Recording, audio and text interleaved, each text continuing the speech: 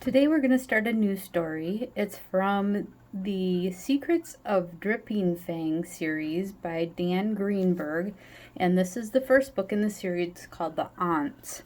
There aren't a lot of pictures in this series, so you're just going to get to see the one as I read the first chapter today. So chapter 1 is called The Jolly Days Orphanage.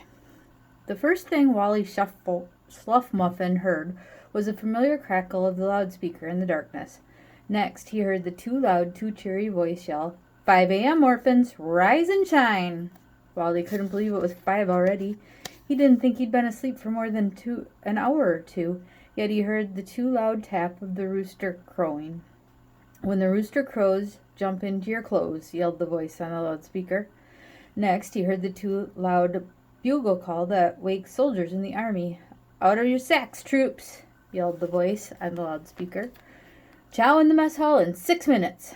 This was the way Wally had to wake up every morning. He couldn't decide what he hated more, the stupid rooster, the stupid bugle, or the stupid yelling voice of stupid Hortense Jolly, owner of the stupid Jolly Days Orphanage of Cincinnati.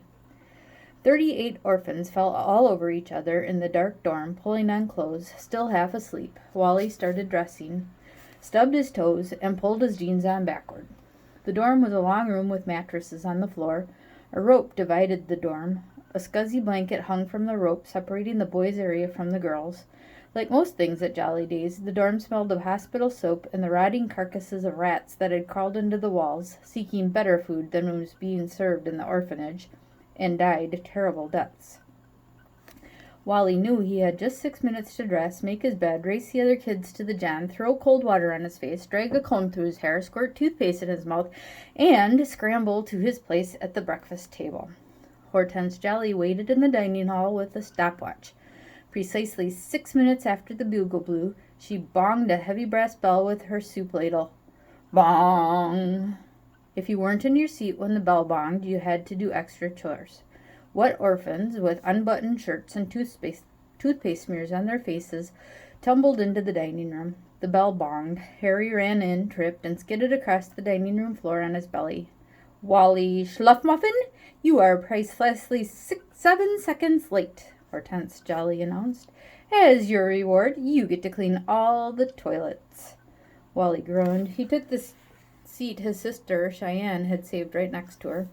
Wally and Cheyenne Sluffmuffin looked almost exactly alike. Both were 10 years old. Both had rust-colored hair, freckles on their cheeks and noses, and identical salami-shaped birthmarks on their left shoulders. I hate cleaning the toilets, whispered Wally to his sister.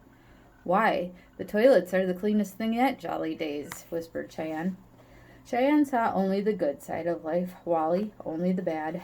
Cheyenne always saw a glass as half full, not half empty. Wally was sure a half-full glass had a leak that would ruin everything underneath it. The Sluffmuffin twins had 2 flaws. Cheyenne was allergic to ragweed and roses and cats and dogs and dust and mold and milk and wheat and wool and soybeans and flour and everything else you could possibly be allergic to. So she was usually either sneezing or blowing her nose. People around her had stopped saying God bless you or gesundheit every time she sneezed because it was taking up all of their time. There is no polite or pleasant way to say this, so here it is. Wally's feet just stank. No matter how often he washed them, scrubbed them, sprayed them with Lysol, or soaked them in vinegar or hot sudsy ammonia, his feet reeked worse than festering, maggoty meat. But if you didn't count sneezing or foot stink, Cheyenne and Wally were model children. And now, orphans, please rise for the song, said Hortense Jolly. Hortense Jolly, who planned someday to write musicals for the Broadway Theater, had composed the Jolly Days loyalty song. Every morning, the orphans had to stand and sing all 4 verses before they were allowed to eat. The children struggled to their feet. Hortense Jolly marked time with her soup ladle, and they sang. Oh, an orphan's life is super, we have found, with no moms or daddies bossing us around. There's no better friend, by golly, than our precious Hortense Jolly. We will love her till we're 6 feet underground. When we're eatin' steaks, they're always piping hot. Are we ever whipped or beaten? I think not. No, Miss Jolly has a way to make sure that we obey. Do not think that she is dumb because she's smart. If an orphan misbehaves, the sirens sound. If that orphan is found guilty, he is grounded. If he's scolded, it's done sadly. If he's spanked, it's not too badly. And he's never held beneath the water till he's drowned.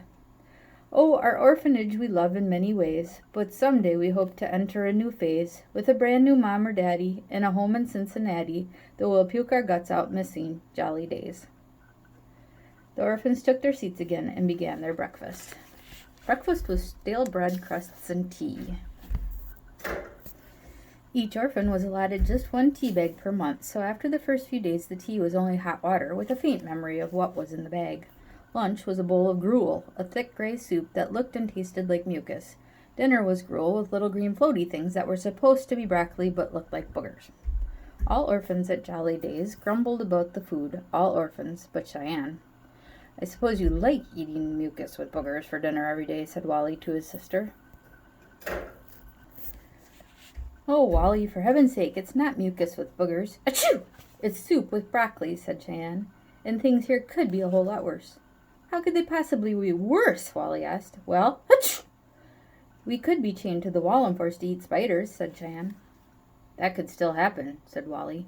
Or there could be no Saturday night treat, said Cheyenne. Oh, right, said Wally bitterly. What would we do without the fabulous Saturday night treat? Every Saturday night, as a special treat, the orphans were allowed to share a Choco-Doodle-Doo bar. Because there were 38 orphans in the Jolly Days orphanage, a Choco-Doodle-Doo bar split 38 ways gave each orphan a piece of chocolate the size of a pencil eraser. Every day, the orphans at Jolly Day had to do 6 hours of chores. Every day, they washed the dishes with boiling water. Every day, they took large greasy pots and pans caked with baked-on brown crust and scoured them with steel wool. Every day, they washed the windows, chipped rust off the pipes with hammers and chisels, and cleaned the toilets with strong hospital soap. Every day, they made up the smelly beds, did the stinky laundry, dusted, and mopped the stinky floors with ammonia. At the end of each week, whichever orphan had done his chores the best won a prize. The prize was that he got to wax and polish Hortense Jolly's red and white 1956 Oldsmobile convertible. None of the orphans had ever seen anybody ride in Hortense Jolly's red and white 1956 Oldsmobile convertible, not even Hortense Jolly herself. But the car was so shiny after all that waxing and polishing, you couldn't stare at it directly without hurting your eyes. Jolly Day orphans did not go to school. Instead, Hortense Jolly had invented a home study plan she felt was much better for them than anything taught in schools. She assigned each orphan a letter of the alphabet. Each orphan had to learn every word in the encyclopedia that started with his or her letter. Wally got the A's, Cheyenne the S's. After a year of studying the A's, Wally asked if he could possibly move on to another letter. That depends, Wally, said Hortense Jolly. Do you even know every single word in the encyclopedia that begins with A? Yes, Miss Jolly, Wally answered. Okay, give me the definition of the word abelmask. Abelmask, Wally repeated in a good, strong voice.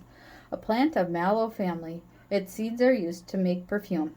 Good, said Hortense Jolly. Okay, what's the definition of axolotl? Axolotl, Wally repeated. A salamander found chiefly in Mexico and the western United States. Fine so far, said Hortense Jolly. All right, Mr. Smarty Pants, tell me the definition of argala. Argala, Wally repeated. An African stork, also known as... What's that? Oh.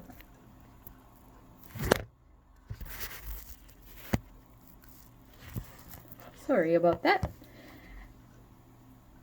Argala, an African stork, also known as a marabou. Not bad, said Hortense Jolly. Now what's the definition of asderic? Asderic, Wally repeated. Let me think. Wally scratched his head and tried to remember the definition of asderic. Hortense Jolly chuckled nastily. I thought you said you knew all your A's, she taunted. Wally began perspiring heavily. He really wanted to be through the A's. He was sick to death of the A's. He knew the word asderic. He had read it hundreds of times, thousands of times. He just couldn't remember right that minute what it meant. Let me tell you the definition of A, said Wally, which is right next to asderic in the encyclopedia. An AA is a kind of lemur found in Madagascar. It has shaggy brown fur, large ears, pointed claws, and a long bushy tail. I didn't ask you the definition of AA, Wally, said Hortense Jolly. I asked you the definition of Asderic. If you really knew your A's, you would tell me that Asderic is the chinaberry tree, or its bark, which is used to make medicine. I suggest you seriously learn your A's, young man. Wally sighed and returned to his A's. That's the end of Chapter 1. We'll read Chapter 2 tomorrow on Friday. Have a great night, and see you later.